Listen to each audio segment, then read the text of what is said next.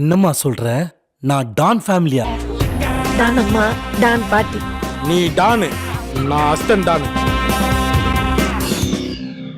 Bonjour à tous, nous sommes l'équipe Terra Universe et nous sommes aujourd'hui en compagnie de Nabil, le comédien qui joue dans Djunga. Bonjour. Vanakom. Pouvez-vous vous présenter? Alors, j'ai Nabil, j'ai 38 ans, je suis comédien depuis 5 ans. D'accord. Et avant ça, j'étais policier pendant 15 ans. D'accord. D'accord. Et vous êtes, comment vous êtes devenu cascadeur? En fait, j'ai commencé par être comédien. Et petit à petit, je tournais sur des films et la spécialisation de cascadeur me plaisait. Donc j'ai fait des petits stages. J'ai commencé par des petits stages. Et au fur et à mesure des stages, on se perfectionne. D'accord. Et parlez-moi de l'expérience dans le film de Djunga. Écoutez, ça va faire le 4e film étranger que je fais, parce que j'ai fait déjà 3 films asiatiques. C'était quoi les 3 films asiatiques? C'était 3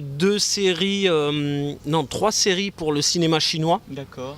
Voilà. Et là, je faisais un Bollywood. C'est différent de ce qu'on fait en France. D'accord. La manière de réaliser, la manière de produire, la manière d'aborder les comédiens. Mais c'est une expérience enrichissante.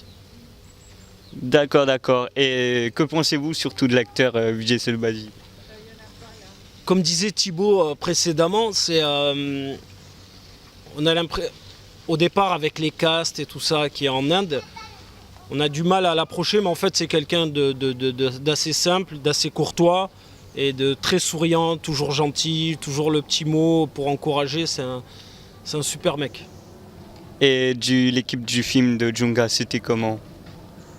J'ai été impressionné par la qualité du travail et le rendement de ces gens-là qui n'arrêtent jamais de travailler, toujours là. Ils sont toujours à votre service, vous avez besoin de quelque chose, ils sont toujours là. Voilà, moi, ça nous change du cinéma français, c'est un autre cinéma. D'accord. Et dans le monde du cinéma français, vous avez fait quoi comme film? Qu'est-ce que vous avez tourné? Récemment, j'ai fait la finale avec Thierry Lhermitte et Ryan Bensetti qui est sorti en mars. D'accord. Et je serai dans le prochain Aladdin, la suite, avec Kev Adams, Jamel Debbouze, Eric et Ramsey. Voilà, il sort le 3 octobre en France. 3 octobre 2018. D'accord, pas de souci. Et avec les acteurs étrangers, c'était compliqué ou c'était une communication simple? C'était pas compliqué, Dieu merci, à l'anglais, même si j'excelle pas en anglais, mais on arrivait à communiquer à l'anglais et sur place on avait des traducteurs qui vivent en France qui nous ont permis de comprendre les infos qu'on nous demandait. L'organisation dans le cinéma indien, c'était pour vous comment? Différente du français, c'est qu'ils peuvent décider au dernier moment de tourner un autre plan ailleurs, mais ça va marcher. Bizarrement, on se dit ça va pas marcher, mais en fait, comme dans leur tête, ils savent ce qu'ils veulent faire, automatiquement ça marche. Et ce que se permet pas le cinéma français, se permet le cinéma indien. Et quel était votre meilleur souvenir dans le film du film Djunga? Un tournage de nuit avec Saïcha. D'accord. On a tourné de nuit au Champ de Mars, il faisait hyper froid, on était ses gardes du corps dedans, ses bodyguards. Et c'était assez sympa, mais qu'est-ce qu'on s'est gelé, qu'est-ce qu'on a rigolé. On a rigolé, Saïcha était super, a été agréable, super.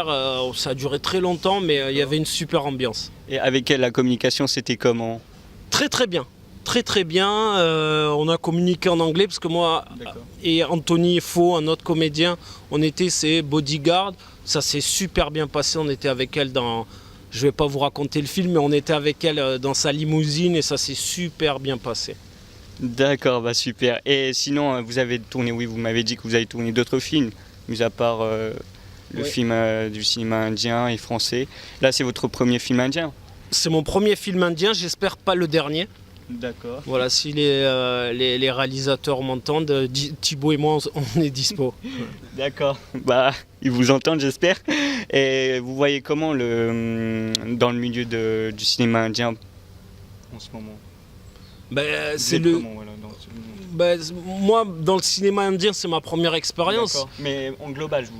En global, le cinéma indien, on va pas reparler du cinéma indien, c'est le premier, je crois, le premier au monde actuellement en production de films.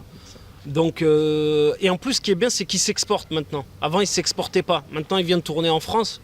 J'espère que ça continue, ça donne du boulot aux Français, ça nous permet Bien aussi sûr. de voir ce qui se fait là-bas. D'accord. Et ça l'ouvre à l'international, et ça, c'est assez sympa. Et ça vous plaît? Oui, ça me plaît. Parce que ce qui me plaît, moi, c'est qu'on ne s'arrête pas à un truc bien précis. Ils n'ont pas peur de dépasser les limites du réel. Et ça, why not? Nous, ça nous plaît, parce que ça nous permet de voir autre chose et de se lancer dans autre chose. Quand vous voyez dans les cinémas indiens les effets spéciaux, ça vous fait quoi? Au début, en toute sincérité, on se dit « Oh !» Mais en fait, non. Ils vont tellement loin dans le truc que ça reste cohérent avec la suite du film. D'accord. Et est-ce que vous avez des conseils à donner aux jeunes qui veulent se lancer dans le cinéma indien ou dans peu importe dans... Il faut croire en ses rêves, il ne faut pas lâcher et il faut saisir toutes les opportunités. Des fois, on rentre dans le cinéma étranger, parce que j'ai fait ce que j'ai fait, on rentre toujours par la petite porte et on arrive petit à petit à se faire un chemin et éventuellement sortir par la grande porte. Mais il faut jamais lâcher, il faut toujours croire en ses rêves. Et qu'est-ce qui vous a permis de rentrer dans le monde du cinéma? Un truc basique.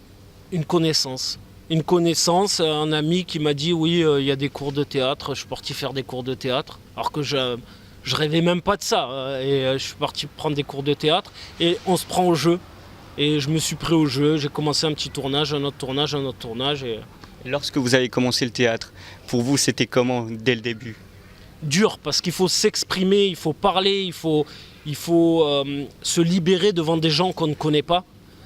Je le faisais en tant que flic, mais un modèle réduit, quoi. J'étais devant 2-3 personnes, fallait parler. Mais là, on se retrouve devant...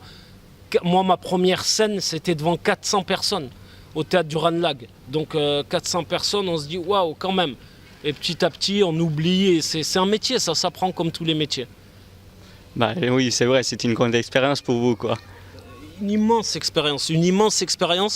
Et ça me permet aujourd'hui de pouvoir jouer dans tout et n'importe quoi sans avoir... On a toujours ce petit stress, mais l'adrénaline, mais on n'a plus la pression des premières fois. Vous envisagez de continuer dans le monde du cinéma ou de changer de... Non, je continue. Moi, je suis scénariste aussi, j'écris des films à côté. Et non, c'est mon métier à part entière maintenant, je vis de ça. Ça vous plaît beaucoup, ça se voit. Hein. Mais il n'y a qu'un comédien qui peut comprendre l'envie et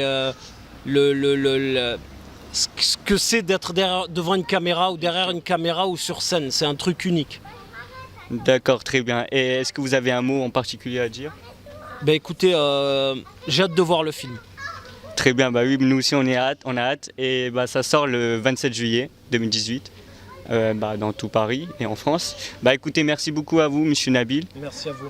Merci beaucoup et peut-être à une prochaine dans un autre film indien. Bien sûr, avec plaisir. Bah écoutez, merci bien. Merci, au À revoir. très bientôt. Si vous avez aimé cette vidéo, n'hésitez pas à partager, liker et commenter. Et mettre un pouce bleu. Ouais, ce petit pouce bleu là, il est fameux celui-là. Rendez-vous sur la page Terra Univers et sur la page Time Indian Beauty.